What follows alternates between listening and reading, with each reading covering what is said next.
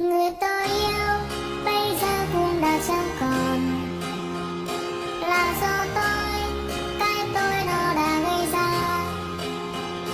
Giờ níu kéo cũng đã chẳng còn gì để thứ tha, vì tất cả lỗi lầm tôi đã gây ra.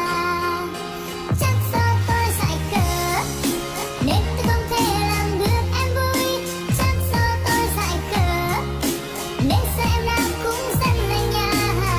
Giờ tôi biết phải làm gì, cố gắng thật nhiều, biết hy sinh để cô ấy trở về bên tôi.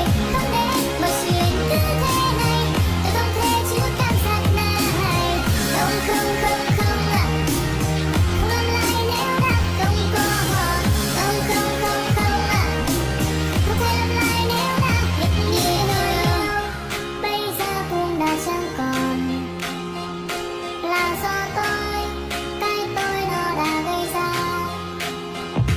Giờ níu kéo cũng đã chẳng còn gì để thứ tha, vì tất cả lỗi lầm tôi đã gây ra.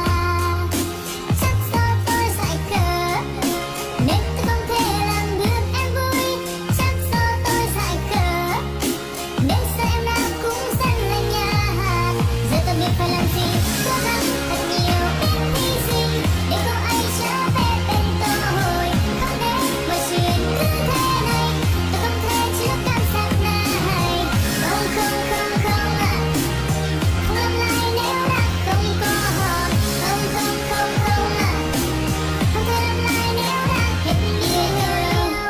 Bây giờ cũng đã chẳng còn, là do tôi, cái tôi nó đã gây ra. Giờ níu kéo